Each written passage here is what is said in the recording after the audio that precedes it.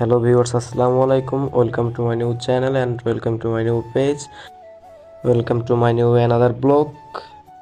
তো আজকে 16 ডিসেম্বর উপলক্ষে আমাদের অফিস একদিনের জন্য ছুটি ছিল। তো আমরা এই ছুটিতে প্ল্যানিং করেছিলাম যে আমরা সবাই মিলে একটি ছোট বনভোজনের আয়োজন করব।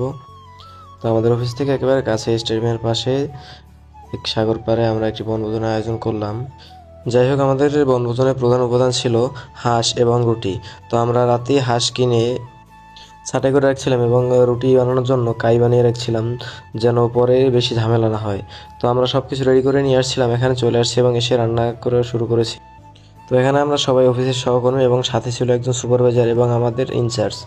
এখানে জায়গাটি খুব সুন্দর হওয়ায় এখানে অনেকেই খেলাধুলা করে এবং অনেকেই ভ্রমণে আসে।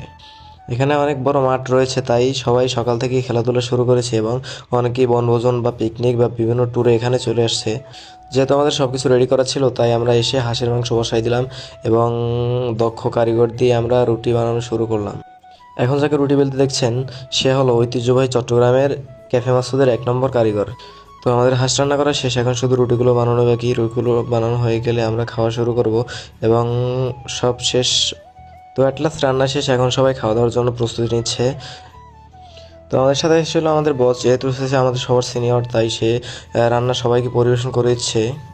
তো আমরা প্রায় অফিস যখন ছুটি থাকে 1 দিন বা 2 দিন, আমরা প্রায় বিভিন্ন জায়গায় ট্যুরে যাই এবং বিভিন্ন জায়গায় বনভোজন বা পিকনিক উদ্দেশ্যে যাই।